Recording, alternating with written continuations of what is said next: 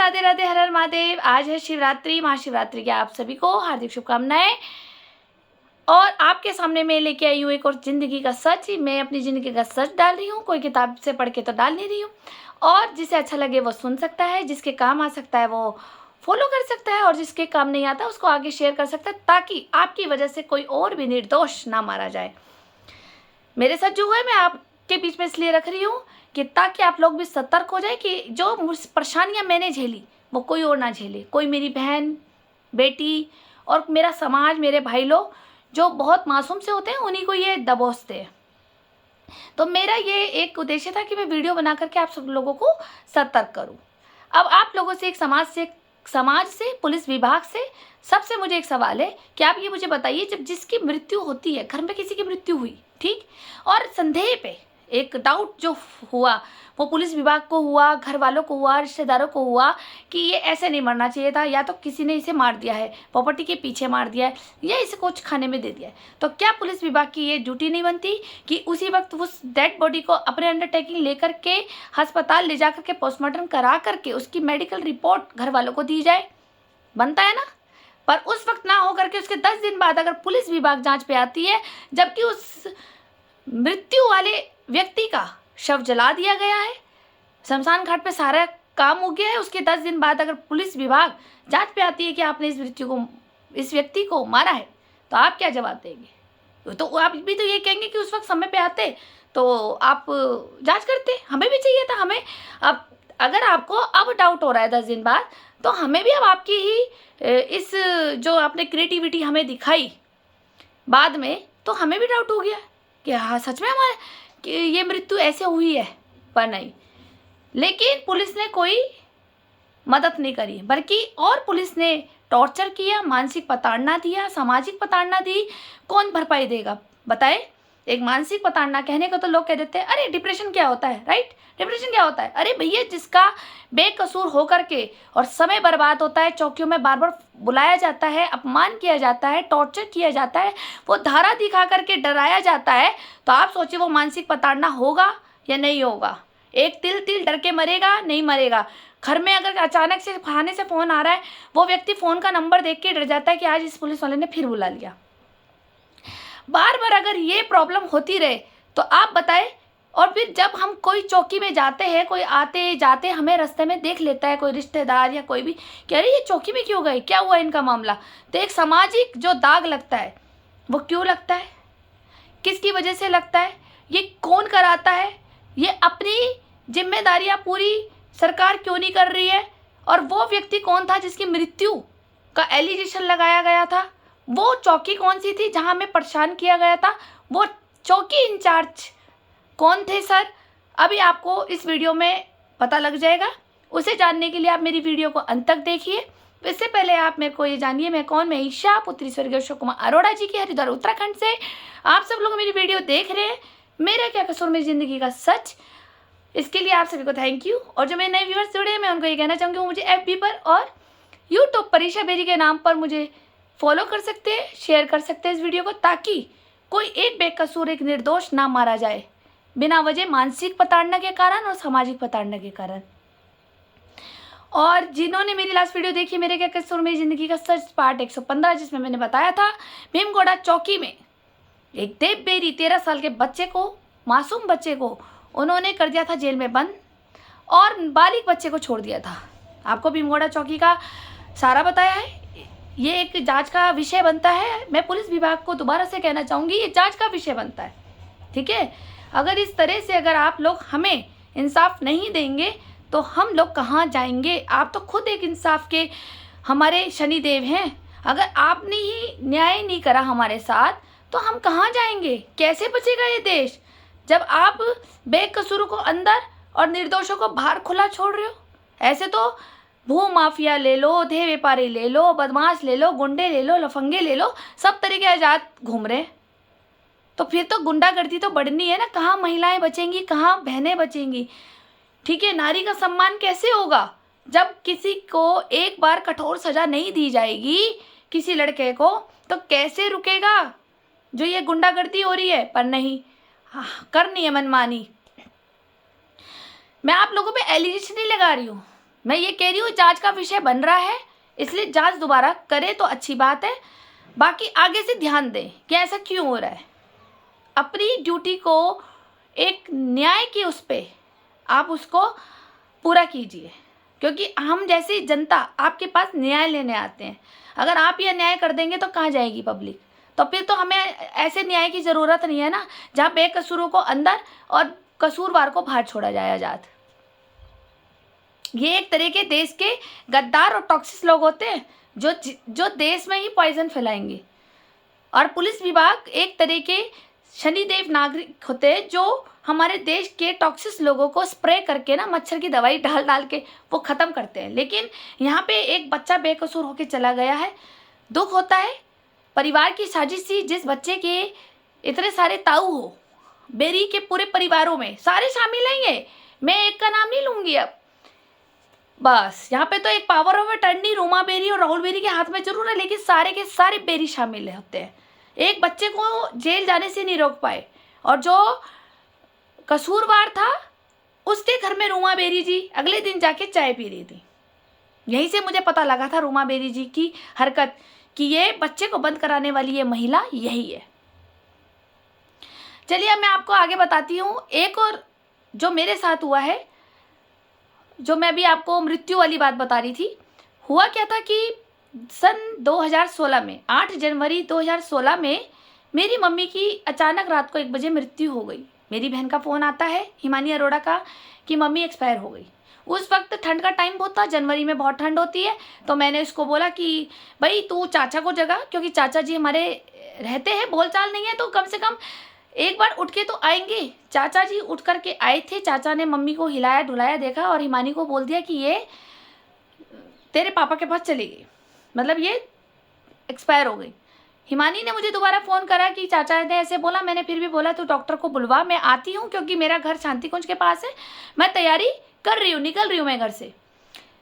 उतने में शायद एक डॉक्टर भी वहाँ आया था, तो उन्होंने भी वहाँ चेक करवाया चाचा जी ने, तो उन्होंने कहा कि नहीं ये प्राण त्याग चुकी है।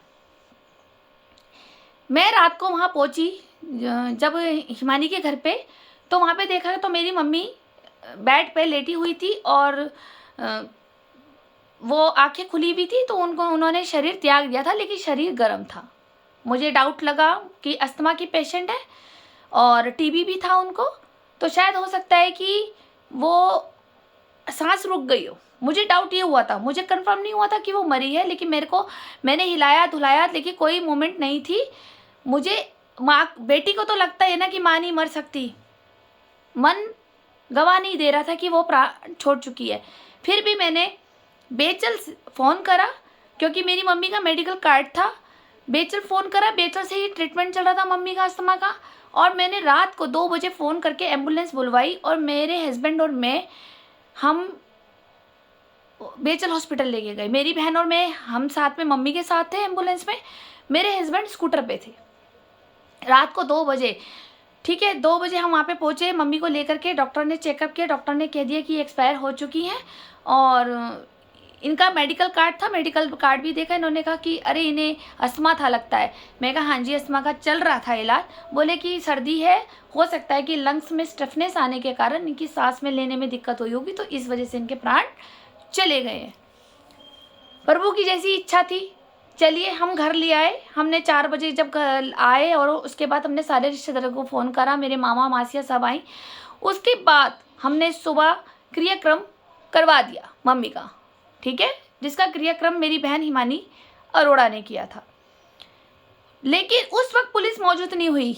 जी हाँ, इस वक्त पुलिस मौजूद नहीं हुई। 8 जनवरी 2016 मौजूद नहीं हुई। तो फिर क्या हुआ कि हमने तो सोचा नॉर्मल डेथ हुई होगी। मैं वहाँ रुक गई, क्योंकि मेरे को कहते हैं बेटियाँ पूरा घर नहीं छोड़ती, ऐसा कुछ कहावत था। बहन छोटी थी तो मुझे लगा अकेले कैसे रहेगी, डरेगी, फिर रिश्तेदारों का आना जाना भी है, हिमानी कैसे अकेले अटेंड करेगी, तो मैं यहाँ रुक जाती हूँ। मैं अपनी मम्मी के घर पे रुक गई, और वहाँ पे मुझे मोहल्ले के लड़के गालियाँ देते थे रात को 2 बजे, कभी 3 बजे, कभी रात को 1 बजे, और गंदी गंदी गालियों से उच्चारण करके मुझे उस घर में से बल धमकी देते थे कि कब्जा करने आ गई। मतलब मैं अपने पिता का घर कब्जा करने आ गई, और अपने आप को ये बनती है वो बनती है। ये सब इन्होंने मुझे बोला, मैं चुप रही, कोई बात नहीं। हमने कहा हम क्यों विवाद करें, मेरे को पता था कि ये अब जीना हराम कर देंगे मोहल्ले के लोग। इन्होंने देखा कि अब तो ये यहीं रहने लगी, तो लोगों को हुई इनसिक्योरिटी कि अरे अब तो ये यहाँ रहने लग गई, कहीं इसका पति भी ना रह ले यहाँ आकर, बेरी मेरे हस्बैंड काका बेरी, और कहीं ये ईशाना मकान में कब्जा कर ले। तो इस साजिश से इन्होंने क्या करा, 19 जनवरी या 20 जनवरी को, मेरी मम्मी की मृत्यु कब हुई, 8 जनवरी 2016, 19 जनवरी और 20 जनवरी, क्योंकि 19 जनवरी को शायद लेटर आ गया था। वो लेटर किसने भेजा, उस लेटर में ये लिखा हुआ था कि हमने अपनी मम्मी को मारा है जहर देके, जिसमें मैंने कुछ वीडियो में पहले यूट्यूब में बना दिया था कि जब मेरा विवाह 2012 में हुआ था, 2012 से लेकर के 2016 तक मेरा कोई आना जाना नहीं था, मेरे घर में आना जाना नहीं था, क्योंकि ना मेरी बहन हिमानी अरोड़ा आने देती थी और ना मेरी मम्मी आने देती थी उस घर में। मैं तो पद फेरा भी नहीं डाला, आप मेरी पुरानी वीडियो जाके सब सुन सकते हैं। मैंने पद फेरा भी नहीं डाला, कभी दामाद की इज्जत नहीं हुई, कभी दामाद घर में बैठे भी नहीं। मेरे हस्बैंड तब बैठे 2016 में, जब हिमानी अकेली हो गई थी और मम्मी एक्सपायर हो गई थी, तो वो अकेली हो गई थी, तो इसलिए हमारा आना जाना ज़्यादा होने लग गया था। तो इस वजह से पहले तो रात को 2 बजे तक मुझे खूब गालियाँ देते थे कि ताकि मैं वहाँ से परेशान होकर चली जाऊँ। जब इन्होंने देखा कि 10 दिन हो गए, 12 दिन हो गए, ये लड़की गई नहीं यहाँ से, तो इन्होंने मुझे करवाया पुलिस से परेशान।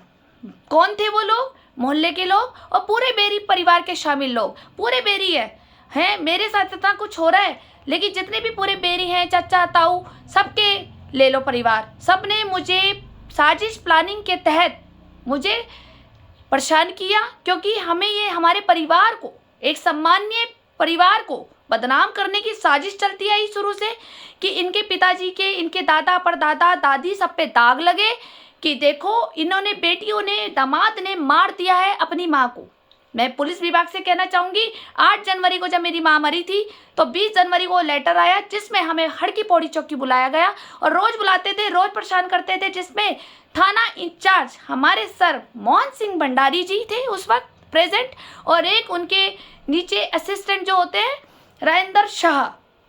इन लोगों ने इतना जीना हराम कर दिया था हमारा, एक तरह की मानसिक प्रताड़ना, जिसके कारण मेरे हस्बैंड को भी जूझना पड़ा, मानसिक प्रताड़ना भी और कुछ फाइनेंशियली भी। ठीक है, अब वो फाइनेंशियली क्या था वो मैं पर्सनली बताऊंगी, आप समझदार है चौकी में क्या फाइनेंशियली होता है। लेकिन उसके बाद भी मेरे हस्बैंड को टॉर्चर किया जाता था, कॉलर पकड़ के टॉर्चर किया जाता था कि बता तूने अपनी सास को मारा है, बता तूने अपनी सास को मारा है। इस तरह से इतनी हमारे पे एलिगेशन लगे मेरे पे भी कि तुमने अपनी माँ को मारा है, जिसमें कि मेरी माँ के घर में जाना ही नहीं था। ठीक, आप पॉइंट पकड़िए। 2012 में शादी हुई, पद फेरा भी नहीं लगाया, तब से मेरी माँ आने नहीं देती थी। उसके बाद मेरी मम्मी 2016 8 जनवरी में और रात को 1 बजे एक्सपायर हुई, जिसका चेकअप, मेडिकल चेकअप बेचल हॉस्पिटल से हो चुका था कि वो अस्थमा के कारण मरी है। उसके पेपर्स मेरे पास है। और फिर उसके बाद इन्होंने, मोहल्ले के लड़कों ने गालियाँ देनी शुरू करी, कुछ महिलाएं भी शामिल हैं जो तंग करती थी आए दिन कि ताकि मैं वहाँ उस मकान में रह ना सकूं। मुझे धमकियाँ दी जाती थी कि अपने पिता के मकान पे कब्जा करने आ गई है, और ये सब साजिश प्लानिंग मोहल्ले की और बेरियों की, क्योंकि बेरी लोग ही तो करा रहे हैं, वरना एक हरिद्वार में बेरियों का दबंग परिवार है, ठीक है, जिनकी पहुँच किसी की पालीवाल धर्मशाला से है, मेरी सास की ओम प्रकाश अंकल जी से है, ठीक है, और पुरुषोत्तम चाचा जी से है, किसी की माननीय मदन कौशिक जी से है, इतने बड़े बड़े लोगों से। अरे मेरी सास की तो कोई एक यतीश्वर महाराज जी भी हैं, मैं उनसे सामने नहीं मिली, उनसे भी है। धमकियाँ तो मुझे इन सब की दी जाती थी, ठीक, कि हमारी तो अखाड़े में भी बहुत है, हमारी इसकी बहुत है, तू कर क्या लेगी, तू घुस के दिखा अपने पिता के घर में। एक बेरियों की बहू के साथ, एक छोटी बहू के साथ इतना तंग और टॉर्चर, मानसिक प्रताड़ना एक किया जा रहा है, सिर्फ एक पिता की संपत्ति को हड़पने के लिए, जो मोती बाजार, नींबू घेर, हनुमान घाट पे ताले लगाए हुए, बहन को अगवा किया हुआ है, मैनिपुलेट करके गायब कर रखा है, धमकी से, टॉर्चर से। यही नहीं पता हिमानी अरोड़ा जी है कहाँ। जी हाँ, मुझे यह भी नहीं पता कि जिंदा है या मर गई है, या किसी बेरियों की साजिश के प्लान के कारण मारी गई है, जो अभी मुझे सूचना कोई पुलिस विभाग भी नहीं दे रहा है। एक पिता का घर छोड़ करके जहाँ बीच बाजार में घर हो, उस पे ताले लग रहे हैं, और वो लड़की गायब है। क्यों है गायब? अपने पिता की संपत्ति से क्यों हटी है वहाँ से? क्या कारण था? क्या मोहल्ले के लड़के उसे मारते थे या गाली देते थे? क्या करते थे? कोई छानबीन नहीं करेगा। 8 जनवरी को मेरी माँ मरी और 20 जनवरी को हमारे को दे पुलिस के फ़ोन दे, हमारे को हड़की पौड़ी चौकी बुलाया जाता था, सम्मान खराब किया जाता था, मेंटली टॉर्चर किया जाता था, जिसमें महिला पुलिस नहीं होती थी। महिला पुलिस नहीं हो रही, 2-2 3-3 घंटे हमें बुला करके हमारा समय बर्बाद करा करके हमें एक डरा के धमका के कि आपको 302 की झाड़ा, 307, 302, 307, यही एक लेटर दिखाया जाता था कि अगर आपने नहीं करा तो तू 7 साल के लिए पहले जेल में अंदर जाएगी, उसके बाद तू इंसाफ मांगेगी कोर्ट में। एक दिन ऐसा आया जब हमारे को काफ़ी लंबे समय हो गया, 2-3 महीने तक टॉर्चर करते रहे, ब्लैकमेल करते रहे पुलिस विभाग में। उसके बाद मैंने खुद ये बोल दिया, मोहन सिंह भंडारी जी को याद होगा, कि सर अगर आपको लगता है कि मैंने अपनी माँ को मारा है तो आप लिख दीजिए कि मैंने मारा है, लिख दीजिए ना, कोई नहीं, हम जेल में भी रोटी खा लेंगे। रोज़ यहाँ पर टॉर्चर हो रहे हैं, अपना समय हम बर्बाद कर रहे हैं, हमारे को कोई रोटी कमा के नहीं देगा। मेरे हस्बैंड खुद एक बिजनेसमैन है, उन्होंने कमाना है तभी तो मुझे पालेंगे वो, लेकिन नहीं, हमारा समय बर्बाद किया जाता था जिसमें कि महिला पुलिस नहीं होती थी। और इतना टॉर्चर करने के बाद मोहन सिंह भंडारी सर और एक राजेंद्र शाह, ये 2 सर हमें थाने में, वही पुलिस हड़की पौड़ी चौकी में मिलते थे। इतना मानसिक प्रताड़ना हमें दी गई, आखिर क्यों? पूरा बेरी का इन्वॉल्वमेंट है इनके परिवार में। और जो फ्रंटियर होटल है ना, वो बेरी परिवार के तो खास मेहमान है इनके, तो उनसे भी अच्छी चौकी से थी इनकी, ठीक है। तो इनका ये कहना था, जो फ्रंटियर होटल वाले थे, कि जो सामने चौकी में पुलिस बैठती है वो हमारे यहाँ होटल में खाना खाती है, हम इनकी पूरी सेवा देते हैं, ये इनके कहने थे। अब ये माजरा क्या था, किसने पुलिस भेजी, कौन था, कौन पड़ोसी था? जब मेरी मम्मी एक्सपायर हुई उस वक्त पुलिस क्यों नहीं पहुंची कि भाई हमें अंडरटेकिंग लेनी है और छानबीन करनी है मम्मी की? 20 जनवरी को लेटर आ रहा है, उसके बाद 3-4 महीने तक टॉर्चर किया जा रहा है, सामाजिक अपमान अलग हो रहा है, चौकी में हम जा रहे हैं, लोग हमें देख रहे हैं, चौकी में क्या मामला हो गया इन दोनों मियाँ बीवी का। और फिर उसके बाद मानसिक प्रताड़ना की घर में आके हम रो रहे हैं कि हमने तो कुछ किया नहीं है, मम्मी के घर में जाती नहीं थी है, और ये कह रहे हैं कि हमने माँ को मारा। कौन है माँ को मारने वाला? मोहल्ले के लोग ही है। मोहल्ले के लोगों को तो हड़पना था मकान। एक बार बताओ ना, जिस बच्चियों को ये पता है कि हमारे दादा परदादा की संपत्ति हम अपनी माँ को क्यों मार देंगे, हमें पता हमारी माँ के जाने के बाद भी हमारी, लेकिन मोहल्ले के लोगों ने उनको चाय में कभी कुछ मिला के दिया, कभी कुछ दिया। मैं सब जानती हूँ क्योंकि रूमा बेरी जी अफीम और ड्रग्स बेचती हैं, तो उस ड्रग्स में भी मेरी मम्मी का आना जाना मेरी सास के घर में भी था। वो धीरे धीरे उसको पॉइजन देती चली गई और मेरी सास का ही पूरा रोल है इसमें उसको मारने का। और जो मोहल्ले के जो लोग हैं, जिनमें छाया का परिवार जो एक लव जिहाद का भी काम करती है, और मेरी मम्मी का इनके घर में भी बैठना था जहाँ हिमानी जी बैठती हैं, तो मेरी मम्मी को मीठे में चाय में ले लिया, चाय वाय में दे दिया, गई। मेरी मम्मी का तो जहाँ जहाँ जगह बैठने का था ना, मुझे पता है, लेकिन हम कुछ नहीं कर पा रहे हैं कि हमारी मम्मी, जब डॉक्टर ने चेकअप कर दिया कि अस्थमा के कारण मरी है, को पोस्टमार्टम तो नहीं हुआ उनका, भाई डॉक्टर ने काट देखा अस्थमा का ट्रीटमेंट चल रहा है, तो ठंड का टाइम है, सांस में दिक्कत हुई होगी, तो वो एक्सपायर हो गई। लेकिन मैं उस वक्त प्रेजेंट नहीं थी जिस वक्त मेरी मम्मी ने वहाँ प्राण त्यागे। मैं 2012 से घर जाती नहीं थी। फिर भी झूठे आरोप जो मैंने झेले हैं, इसका भरपाई कौन करेगा? जो मानसिक प्रताड़ना मुझे हुई, इसकी भरपाई कौन करेगा? बताए ना। मैं पुलिस विभाग से कहना चाह रही हूँ कि ये जांच का हिस्सा बन रहा है, जांच का विषय है ये, कि इस तरह से नाजायज तंग क्यों किया गया।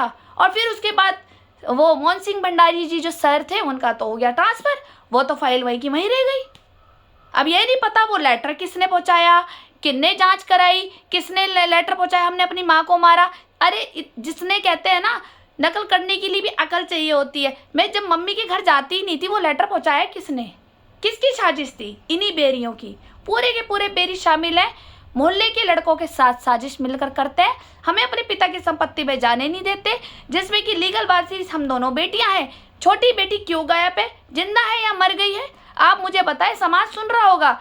बेटियों को गायब कर देते हैं यहाँ पे, गायब, ब्लैकमेलिंग करके, उनको टॉर्चर करके, उनसे पैसा हड़पने की साजिश, हो सकता है जान से भी खत्म कर दिया बेरियों ने। कुछ नहीं पता, मोहल्ले के लड़के भी शामिल है, वरना अपने पिता की संपत्ति से वो लड़की कैसे हट सकती है? कोई जांच नहीं, कोई ये नहीं पता जिंदा है या मुर्दा है। अभी कुछ महीने पहले मिली थी तो मैंने वीडियो डाल दी थी हिमानी अरोड़ा की, उसके बाद से फिर दोबारा जांच नहीं हो रही है। तो ये है हमारा हरिद्वार का सिस्टम, जहाँ निर्दोष को डाला जाता है जेल में, निर्दोष को किया जाता है टॉर्चर, और और जो होते हैं टॉक्सिक लोग जो करते हैं गलतियां, उन्हें बाहर छोड़ दिया जाता है। ये सिस्टम हरिद्वार का बना जा रहा है। आखिर क्यों? कौन है?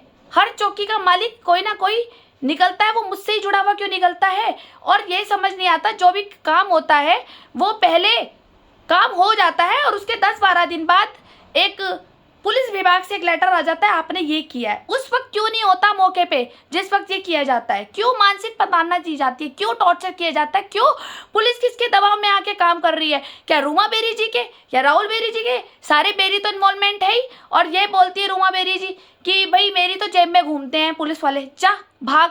और सारे रोशनाबाद के वकील भी। तो आप बताए ना किसका प्रेशर है? अगर आपकी वर्दी में इतना दम नहीं है कि आप इन गुंडागर्दी को रोक ना सको, तो फिर आपको भी वर्दी पहनने का कोई अधिकार नहीं है, क्योंकि ये देश की सुरक्षा की वर्दी है जो आप लोगों को मिलती है। हर एक नागरिक आपसे एक इंसाफ की गुहार लगाता है, लेकिन अगर आप उस वर्दी को आप कसम खाते हैं कि मैं अपनी बहनें, माताएं, अपने बच्चियों के साथ, अपने समाज के साथ मैं एक इंसाफ करूंगा, इन्हें इंसाफ दिलाऊंगा, लेकिन आपके बस के तो हो ही नहीं रहा है। हमें बिना बात पे तंग किया है, और अगर हम सवाल कर ले पुलिस विभाग से कि भाई ऐसा क्यों कर रहे हो आप हमें तंग, तो हमें धमकाया जाता है। ठीक है, सिर्फ क्यों? उस वर्दी की वैल्यू, उस वर्दी की वैल्यू मैं भी करती हूँ। हमें पता है वो हमारी देश की सुरक्षा वर्दी है, हमारे को बचाने की वर्दी है। लेकिन अगर वही वर्दी, वही रक्षक भक्षक बन रहे हैं, तो फिर कौन इस वर्दी की इज्जत करेगा? आप बताएं मुझे। इस तरह से मेरे साथ हुआ है हड़की पौड़ी चौकी पे। तो मैं ये कहना चाहूँगी पुलिस विभाग सर से कि ये जांच का विषय बनता है, आप दोबारा ये जांच कीजिए। आखिर वो कौन था जिसने वो लेटर 20 जनवरी को पहुंचाया था? आखिर वो कौन था जिसने हम पे झूठे आरोप लगवाए कि हम अपनी माँ को जहर दे के मारा है या हमने उसकी मर्डर की है, जिसमें कि मेरा वहाँ जाना ही नहीं था? आखिर कौन था वो? क्योंकि बेरी लोग थे, सारे बेरी इन्वॉल्वमेंट है इनके, क्योंकि ड्रग्स और अफीम मेरी सास देती है। शुरू में जब मेरी शादी हुई थी तो मुझे भी देती थी, ये खाने में इन्वॉल्व कर देती थी, जिसके कारण मैंने जब खाया, मैंने तो खाना खाया, मुझे तो पता ही नहीं था ये क्या दे रही है। लेकिन खाना खाने के बाद इतना नशा चढ़ना, और उसके बाद मेरा सुबह लेट उठना और ये इसका कलेश करना, आज समझ आ रहा है कि ये सबको अफीम और ये ड्रग्स देती है। क्योंकि ड्रग्स बेचती है, ये मैं गवाह हूँ, ये कंफर्म है। लेकिन ये इस तरह से मेरी मम्मी की ज़िंदगी बर्बाद करेगी, ये नहीं सोचा था। मेरी बहन गायब है, मेरी बहन की ज़िंदगी बर्बाद करेगी, ये मैंने कभी नहीं सोचा था। महादेव की नगरी में अगर इतने बड़े पाप हो रहे हैं तो कोई नहीं बचा सकता पढ़ ले आने के लिए। कर्मा सबको भोगना है, आज नहीं कल सबकी बारी आएगी। बस जिसे कोई नहीं बचा सकता कर्मों के दंड को। याद रखना है मेरी बात। ये बात मैं आप लोगों के बीच में इसलिए डाल रही थी कि ऐसा मेरे साथ थाने में चौकी इंचार्ज ने किया है, इसलिए मैं खुला बोल रही हूँ उन सर का नाम जिन्होंने बहुत टॉर्चर किया है हमें। वो दर्द, वो पीड़ा मैं नहीं भूल सकती। फिर ये बोलते थे मोहल्ले से वो लेके आओ, गवाह लेके आओ, वो तुम नहीं आती थी। जब मोहल्ले के 2 गवाह लगाए, वो अब दुनिया से चले गए हैं, मास्टर सुभाष चाचा जी और एक अशोक चाय वाले अंकल जी, उनके गवाह लगाए थे। एक हिमांशु गुप्ता का भी लगाया था, वो भी इसके लिए बहुत हाथ जोड़ने पड़े मुझे। ठीक कि भाई जब मैं आती नहीं हूँ मेरे पे क्यों एलिगेशन लगाए कि भाई मैंने अपनी माँ को मारा है, मेरे पति ने भी मेरी अपनी सास को मारा है, मेरे पे एलिगेशन क्यों लग रहे हैं? जब वो हमारे साथ रहती नहीं, हमें तो पता ही नहीं मम्मी को हुआ क्या था। बस इतना पता है कि हाँ भाई अस्थमा की पेशेंट थी। लेकिन इतने जो पुलिस विभाग कहते हैं गवाह लेके आओ, मैं अब आप लोगों से बोलती हूँ गवाह तो 1000 रुपये में बिक जाते हैं। गवाह तो गुटके खाने वाले को 4 पैकेट गुटके दे दो, अभी तुम्हारी गवाही दे देगा। गवाह तो शराबी को तुम 2 पहुए की बोतल दे दो, अभी बिक जाएगा। गवाह तो तुम औरतों को 500 रुपये दे दो तो आ जाएंगी। गवाह पे आप ये जांच मत कीजिए, आप खुद भी उठ के कीजिए। आप सरकारी ऑफिसर है, आपके हाथों से कोई किसी के साथ अन्याय ना हो जाए। आपको एक सरकारी कलम दी है, वो सरकारी कलम भले ही गवर्नमेंट ने दी है, लेकिन वो सरकारी कलम आपको भगवान ने दी है इंसाफ करने के लिए, ऊपर से मिली है आपको, तभी तो चुना है आपको एक पुलिस विभाग में। आप पुलिस विभाग के थाना इंचार्ज बने हो, चौकी इंचार्ज बने हो, COCD बने हो, क्यों बने हो? क्योंकि भगवान ने चुना है कि आप समाज के साथ न्याय करेंगे, इसलिए ऊपर से आपको एक कलम मिली है। लेकिन इस कलम का भी अगर आप मिसयूज करेंगे तो कहाँ जाएंगे हम लोग, कहाँ हमें इंसाफ देगा, बताएं आप। तो इस देश में तो युद्ध होने में देर नहीं लगती। यहाँ सब अपनी अपनी बरादरी बांट रहे हैं, हम वैश्या समाज है, हम पंजाब समाज है, हम सिख समाज है। देश तो हम खुद बांट रहे हैं और फिर एक बार कहते हैं कि हम एक है। भारत की बेटियां, बेटी बचाओ बेटी पढ़ाओ, फिर भी हमारी बेटियों को घर से बाहर करते हैं, टॉर्चर करते हैं। मोहल्ले में कोई इंसाफ नहीं, कोई भी लड़का चलता हुआ गाली दे देता है, कोई भी बाहर खड़ा हो जाता है, गाली देगा माँ बहन की गंदी गंदी। रात को 2-2 3-3 बजे, खुद को तो नींद आती नहीं इन लोगों को। और जब हम बाहर आके बोलते भाई जरा आगे को बोल ले, तो वो लड़ने को तैयार हो जाता है रात को 2 बजे। ये नहीं देखता हमारे मोहल्ले की बहन है, कोई नहीं देखता। पुलिस पे जाओ तो पुलिस भी इंसाफ नहीं करती। जी हाँ, पुलिस भी नहीं सुनेंगी उस वक्त। तो फिर कहाँ गया कानून हमारा देश का? जो भाई मेरी वीडियोस देख रहा है उसको दूर दूर तक फैलाए, ताकि ये नरेंद्र मोदी जी के पास, प्रधानमंत्री जी के पास जाए और हमारे संत समाज के योगी महाराज जी के पास भी जाए, ताकि पता लगे कि देश की बेटी बचाओ और पढ़ाओ ये जो नारा लगाते हैं सब झूठ है।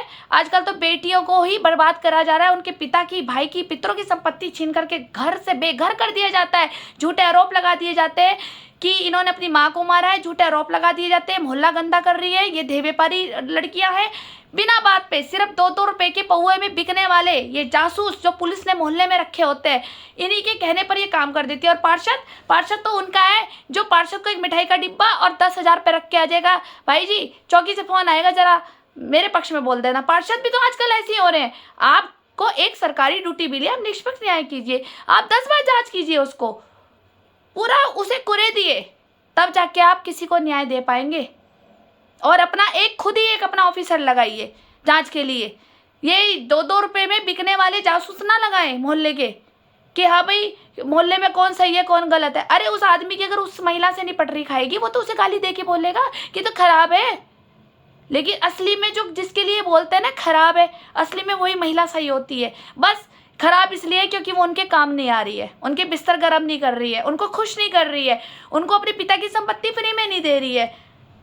ये कारण चल रहा है यहाँ पर हरिद्वार में। ये है पवित्र नगरी महादेव की। बेटियों के साथ कोई इंसाफ नहीं करता, अपना अपना सब रो रहे हैं। हमें पंजाबी समाज ने गाली दे दी। अरे मैं भी तो पंजाबी हूँ, कभी आवाज़ उठाई कि हमारी पंजाबियों की बेटी गई कहाँ मोहल्ले से निकल के? पर नहीं, अगर बेटी वो फंसी हुई है उसकी मदद करने की बजाय कि चल भाई हम मदद करें, नहीं, पर वो सोचेगी कि तू उसके साथ है ना, चक्कर चल रहा है तेरा, तो तू इसके साथ आ रही है ना, तो मेरे साथ भी आ। आजकल तो ये ब्लैकमेल कर रहे हैं। शर्म नहीं आती इन भाइयों को? कोई संस्कार रह ही नहीं गए हैं। कोई बेटों के लिए, भाइयों के लिए कोई संस्कार नहीं रहे हैं। ऐसे माता पिता इनको ऐसे संस्कार देते हैं कि दूसरे की बहू बेटियों को भी गलत नज़र डाल के रखो। कभी माता पिता वो रहे ही नहीं है जो अपने बच्चों को ही सिखा रहे हैं कि दूसरे की बेटी भी अपनी बेटी है, दूसरे की बहन भी अपनी बहन है, हर किसी की इज्जत अपनी इज्जत समझो। नहीं, पर दूसरे की बेटियों को माल जरूर समझते हैं और पिता की संपत्ति को हड़पने के लिए साजिश प्लानिंग तहत सब काम करते हैं। मेरी कुछ बात बुरी लगी हो तो मैं क्षमा चाहती हूँ, लेकिन मेरी बात कड़वी जरूर है। लेकिन विचार कीजिए, क्या मैंने गलत बोला है? आज मेरे साथ हो रहा है, कल आपकी बारी है और होना ही है। अगर आज हम एकजुट नहीं होंगे तो ये देश बंटने में और कटने में देर नहीं लगेगी। जो दूसरे की बेटियों के साथ ऐसा कर रहे हैं जिनके पिता सर पे नहीं है, ठीक है, जो आहा निकलती है ना तो वो बर्बाद कर देती है, हमेशा ध्यान रखना। चलिए फिर मैं बनाती हूँ नेक्स्ट वीडियो कि और क्या है मेरी ज़िंदगी का सच। धन्यवाद।